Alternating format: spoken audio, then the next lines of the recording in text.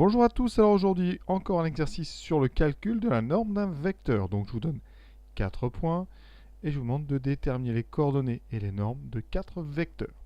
On regardera aussi graphiquement ce que ça signifie tout ça. Donc on est parti, premier vecteur, donc le vecteur AB.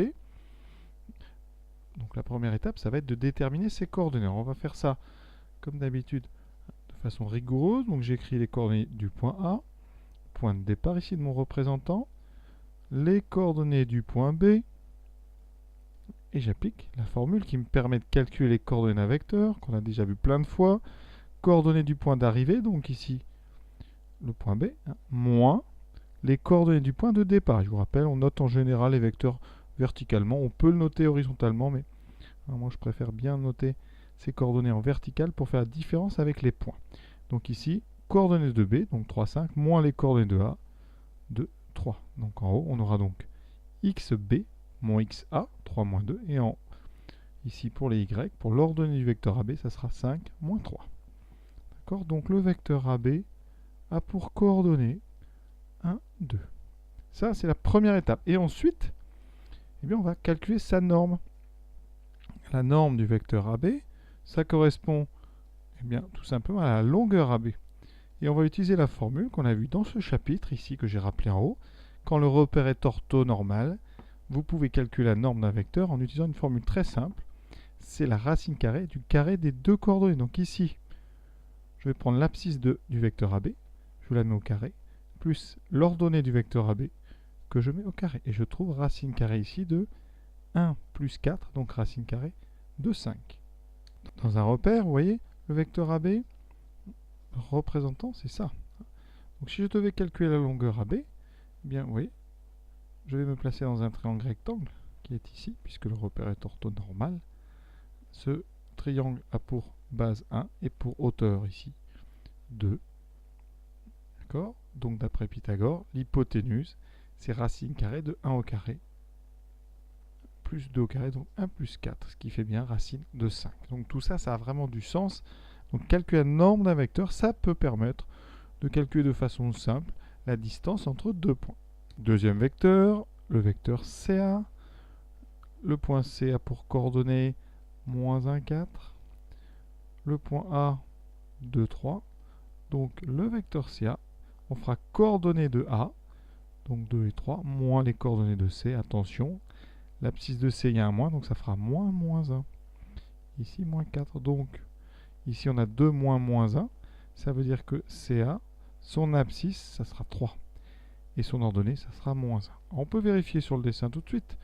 Et ici, vous voyez, le déplacement CA, c'est donc un déplacement, vous voyez, ici de une case vers le bas. Donc c'est de là que vient le moins 1. Et de 3 unités, c'est plutôt des unités ici. 3 unités vers la droite, une unité vers le bas. Donc c'est bien les coordonnées 3 moins 1. Et vous voyez, si on doit calculer la longueur C1, eh bien, quand on se place dans ce beau triangle rectangle ici, on utilise Pythagore. Pythagore, c'est un peu eh bien, ce racine carrée de A carré plus B carré, il vient de là. Donc ça me fera racine carrée de 9, parce que c'est 3 au carré, plus, et là on fait très attention, je vais peut-être pas mettre le 9 tout de suite, hop. Pardon, ça fait racine carrée de 3 au carré, c'est 9, plus moins 1 au carré. Alors on avait déjà vu ça dans les vidéos précédentes. Quand il y a un moins dans les coordonnées, on n'est pas obligé d'en tenir compte pour le calcul, parce que ce moins va être au carré.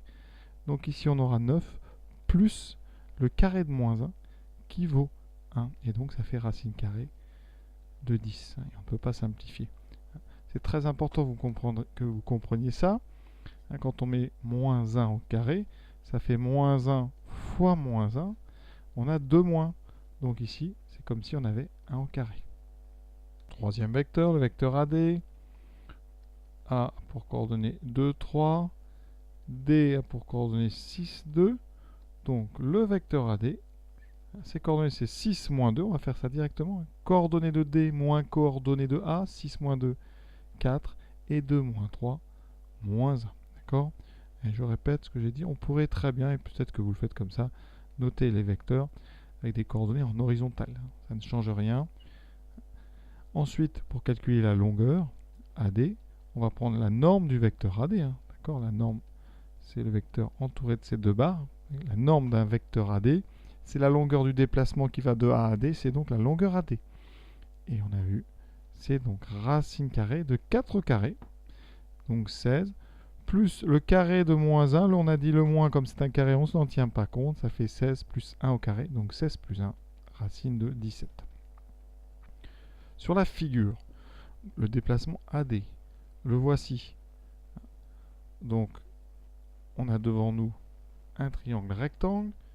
Ici, 4 en horizontal. 1 vers le bas. En termes de longueur, ça fait un triangle 4, 1, comme s'il n'y avait pas le moins. Donc ici, on aura racine de 4 au carré 16, plus 1 au carré 1, donc racine de 17. Quatrième et dernier vecteur. Ce n'est pas plus compliqué, c'est vraiment pour s'entraîner. Donc 3, 5 pour B. Les coordonnées de D, c'est 6, 2. Donc le vecteur BD, il a pour coordonnées, vous voyez, 6 moins 3, 3, on commence par D, et 2 moins 5. 2 moins 5, ça fait moins 3. On peut vérifier ça tout de suite sur le dessin. BD, le voici. On a bien un déplacement de 3 unités vers la droite et de 3 unités vers le bas, d'où les coordonnées 3 moins 3. Pour la longueur BD, on applique la formule, ça sera racine carrée des coordonnées du vecteur BD au carré, donc 3 au carré, 9, plus moins 3 au carré, donc plus 9. Ça fait racine de 18. Et là, on peut un petit peu simplifier cette racine. Racine de 18, ça fait racine de 9 fois 2. Pour ceux qui n'ont pas trouvé les racines, je vous rappelle que quand A et B sont positifs, A et B positifs, la racine carrée de A fois B, c'est racine carrée de A fois racine carrée de B. Donc ici, pourquoi je vous dis de faire ça? Parce que racine carrée de 9 fois 2, ça sera racine de 9 fois racine de 2. Et bien 9, racine de 9, c'est 3. Donc ça fait 3 fois racine de 2. Quand on fait le chapitre sur les racines, on dit ici que le 9 est sorti de la racine sous forme d'un 3. Donc on va pouvoir sortir tous les coefficients au carré de la racine en enlevant le carré. Donc voilà pour cet exercice. Voilà, j'espère que ça vous a plu. On est vraiment dans la phase d'entraînement. Il faut que ça devienne automatique. À très bientôt.